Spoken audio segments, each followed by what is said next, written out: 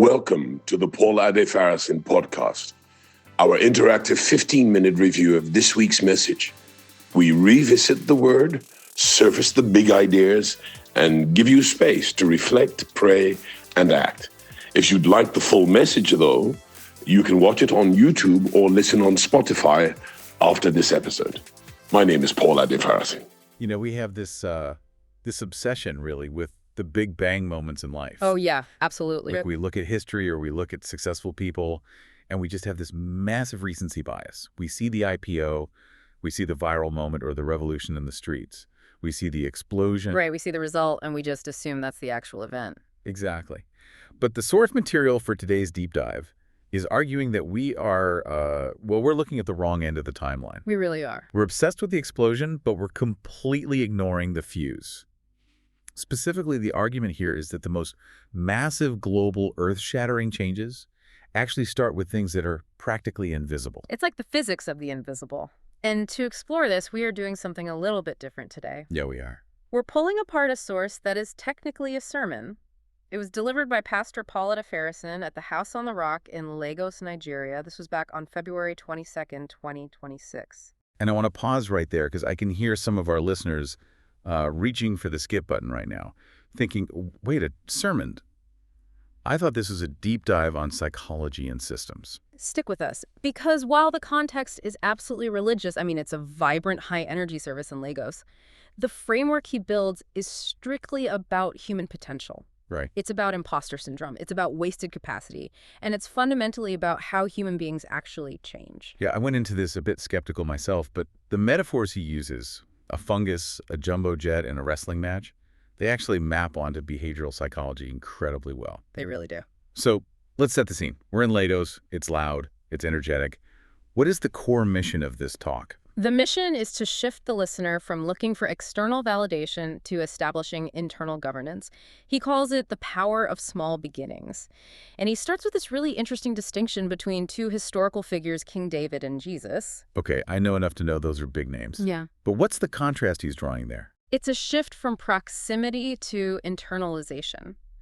The source argues that King David in the Old Testament viewed the kingdom as a relationship with God. Intimacy, being close to the power source. Like having a direct line to the president. Exactly, knowing the guy in charge. But he argues Jesus took it a step further.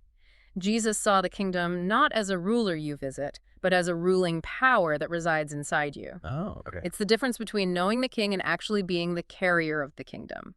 And to explain how something that massive fits inside a single person, he uses the yeast paradox. This is the reference to Matthew 13, right? The kingdom of heaven is like leaven. Right. Now, let's be honest. When you think of yeast, what do you usually think of? Bread, baking, that amazing smell in a bakery early in the morning. Right. But biologically, yeast is a fungus. In ancient contexts, leaven was almost always a negative symbol. It represented corruption or sin because it spreads uncontrollably. It's essentially an infection. So using it as a positive metaphor is kind of weird. It's totally subversive. The metaphor is that a woman takes a tiny amount of this infection, this yeast, and hides it in 3 measures of dough. Now, 3 measures isn't just 1 loaf. It's about 50 pounds of flour. That's a massive amount of dough. Huge. You're talking about 3 dozen loaves of bread. And the yeast is tiny. It's totally invisible. Once it's mixed in, you can't see it. You can't find it. But it's doing something. Exactly. Because it's there, the biology of the dough changes. It has to rise. The source's point is that decisive shifts in your life or even in civilization don't begin with a spectacle. They begin with an infection of a new idea. So if I'm understanding the argument here, he's saying that if you have the right internal governance, the right conviction, you don't actually have to force the outcome. Precisely. He says kingdom life is led from the inside out. Think about it. You don't stand over dough and yell at it to rise. You don't physically pull it up with your hands. That would just make a sticky mess. Right? It wouldn't work. If the yeast is active, the rise is a chemical inevitability. He's arguing that most people are trying to pull up their lives externally. They're hustling, forcing doors open. When they should be focusing on the internal chemistry. Yes. If the conviction is there, the external reality has to reshape itself to match it. Which is actually a huge relief. Yeah. Because most self-help tells you to pull the dough up. Hustle harder, fake it till you make it. This is saying fix the chemistry and the physics will just naturally follow. Correct.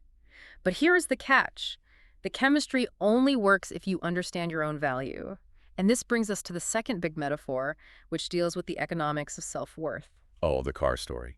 I actually laughed out loud at this part because anyone who has ever owned a beater car feels this pain deep in their soul. It's such a great hypothetical. He describes owning a 25-year-old car. It's got mechanical issues. The transmission is slipping, parts are completely obsolete. In his mind, the seller's mind, it's worth maybe $500. Scrap metal value. He basically just wants it off his driveway so he doesn't have to look at it anymore. Exactly. But then a buyer walks in, and this buyer doesn't see scrap. He sees a vintage classic. He offers $200,000. Then another collector jumps in, and a price war starts. Okay, so basic Econ 101. The value isn't set by the cost of the materials. No. The value is set by the market. Specifically, what is a buyer willing to pay? The source pivots here to a theological argument. He says human beings often value themselves at the scrap price. We look at our flaws, our mechanical issues, our bad habits, and we think I'm worth $500. But the buyer, in this case, God, paid the highest possible price. The blood of Christ in his theology. But even if you strip away the theology for a second, the psychological insight is about objective valuation. Your value isn't determined by your condition. It's determined by what the market or the creator sees in you. He says heaven gets ashamed not at our sins, surprisingly, but at our thinking. Meaning we are depreciating assets that have already been bought at a premium. Exactly. We are walking around feeling like scrap metal when the receipt says priceless artifact. And this disconnect between what we are and how we act leads directly into the Airbus analogy. And I have to say, this was probably the strongest image in the whole talk for me. Oh, absolutely. Because it explains frustration so perfectly. I think a lot of people feel this low-level hum of annoyance with their lives. Yeah. And they just can't figure out why. So picture this. You have an Airbus A380, double-decker, 4 engines, massive wingspan. It is a marvel of aerospace engineering. Capable of flying from Sydney to Los Angeles without even stopping. Right. But imagine the pilot doesn't know it's a plane. He thinks it's a bus. So he's taxiing this massive machine around the runway. He's driving at 5 miles down the tarmac to pick up passengers, then driving them to the terminal. Which works, technically. I mean, you can drive a plane on the ground, the wheels turn, it moves. You can, but it's horribly inefficient. It's loud, it's clumsy, and the fuel consumption is ridiculous. The source argues that this is where human frustration comes from. It's not that you're failing, it's that you are an Airbus operating with a taxi mentality.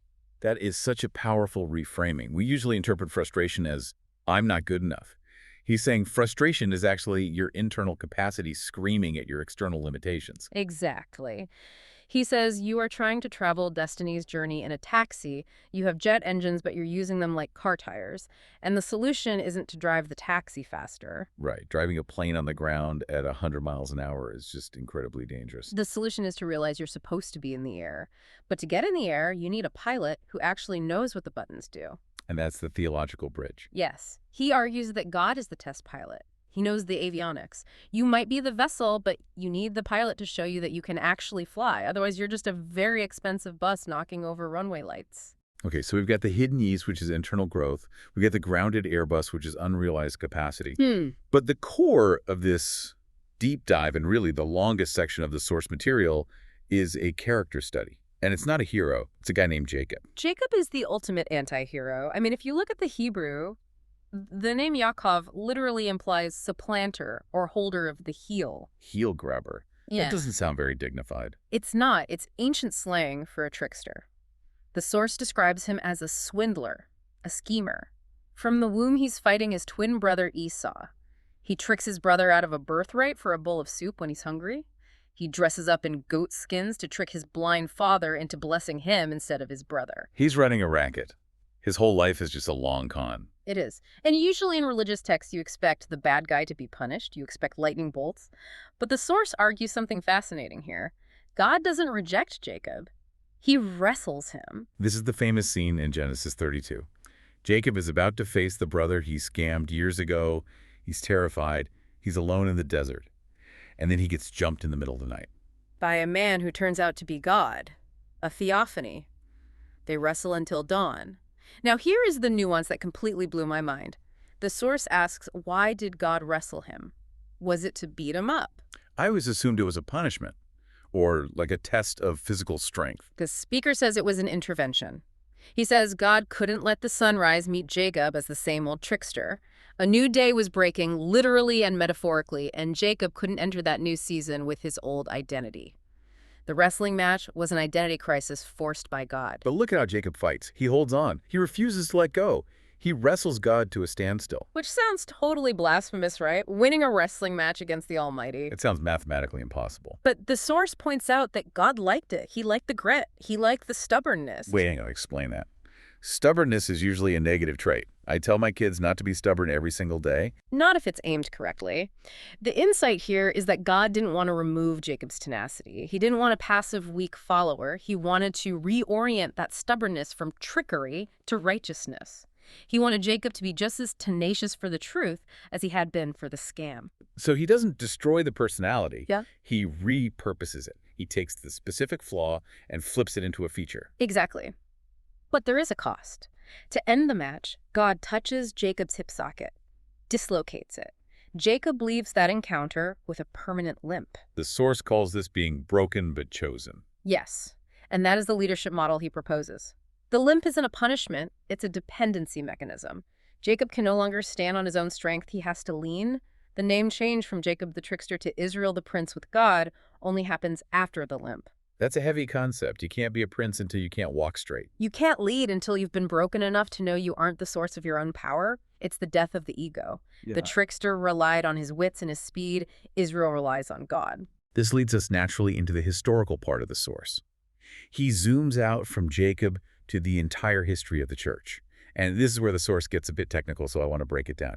He talks about word movements and spirit movements. Right. And for the listener who isn't deep into church history, this is a really crucial distinction to grasp. Define those for us, because word movement sounds a little bit abstract. Think of word movements as the intellectuals. Yeah. These are the denominations or periods of history with high discipline, heavy focus on scripture text, theology, and structure. They are the lawyers of the faith. Okay.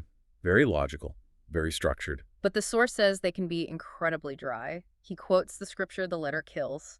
If you only have rules and text, you lose the life. And the spirit movements. Think emotion and energy, charismatic Pentecostal, explosive vitality, miracles.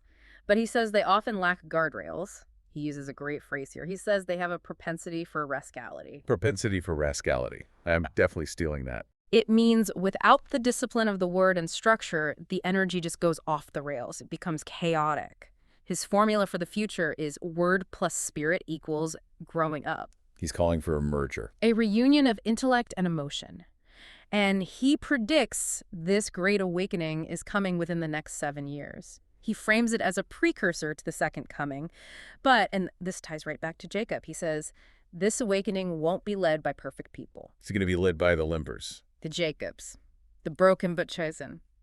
He uses the parable of the 10 virgins to explain the readiness needed. You need the oil, that's the spirit, the energy, to keep the light burning, but you need to trim the lamp, that's the word, the discipline, to focus the light. If you only have one, you won't last through the middle of the night before the breakthrough comes. So if you're all emotion, you burn out. If you're all intellect, you never even light the fire. Precisely. It's a call for total balance. And he grounds this in some pretty specific real-world examples, too. It's not just high-level abstract theology. He brings up a woman, a justice. Justice Mrs. B.C. Akinlaid. It was her 65th birthday at this service. The reason she's relevant is that she represents the long game of this yeast metaphor. How so? Well, the speaker recounts that years ago, words were spoken over her life prophecies about her career that seemed entirely impossible at the time. She wasn't in a position of power. But the yeast of that word was dropped into her life. The invisible start. Right.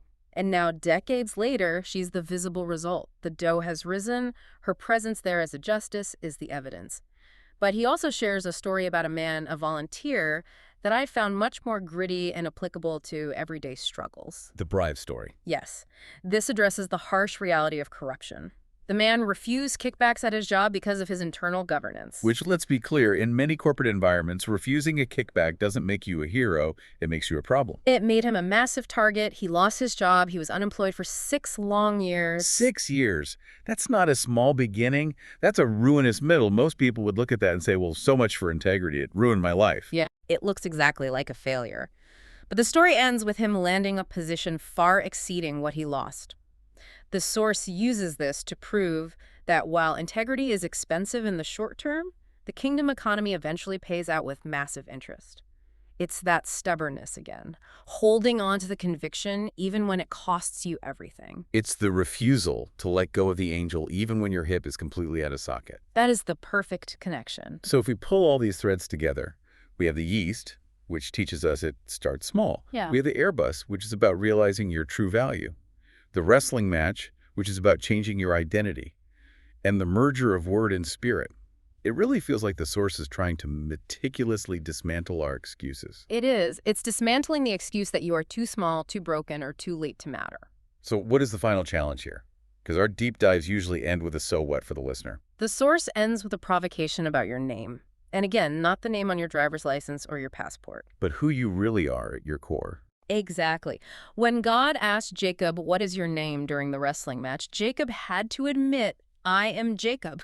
He had to admit, "I am a trickster." He had to confess his current reality to get his future destiny. That's the absolute key. You can't become Israel until you admit you are Jacob. You can't be fixed until you admit you're broken.